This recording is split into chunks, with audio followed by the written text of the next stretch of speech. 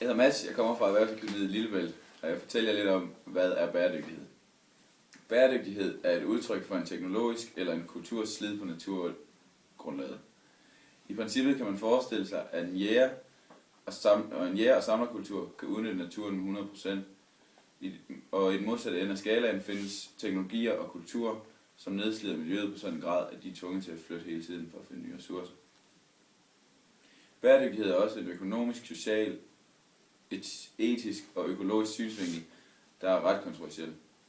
Ifølge den er hensigten at strukturere en civilisation og menneskelig aktivitet på en måde, så man på den ene side kan efterkomme samfundet og borgernes behov og udfoldelsestrang i nutiden, mens man på den anden side bevarer biodiversitet og de naturlige økosystemer. Planlægning og handling skal have som mål at fastholde disse idealer ind i al fremtid. Bæredygtighed berører derfor alle niveauer fra det lokale kvarter til kloden i sin helhed.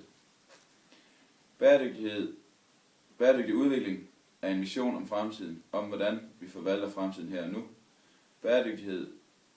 Bæredygtig udvikling er at tage ansvaret for resultaterne af det, vi gør nu og her, men som har konsekvenser for andre til anden tid og til andet sted. I det resultaterne af vores handlinger i dag uundgåeligt vil ramme andre på et andet tidspunkt eller et andet sted, og dermed have indflydelse på andre menneskers livsmuligheder. Bæredygtig udvikling handler om at skabe betingelser for det gode liv for os alle. Bæredygtig udvikling er et relativt nyt begreb, der kun har været i brug de seneste 20 år.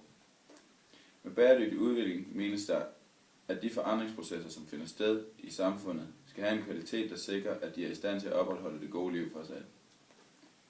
Bæredygtig udvikling forbindes ofte med noget om tilstande for vores miljø. På de områder fornemmer mange af os, at udviklingen ikke har været så stor. Vi har alle oplevet eller set billeder på tv med eksempler på tab af naturværdier. Ildsvind, fiskedød, forurening osv. Bæredygtig udvikling handler også om mere. For at vi kan opretholde et godt liv, kræver det mere end god økonomi, materiel velstand og rent miljø.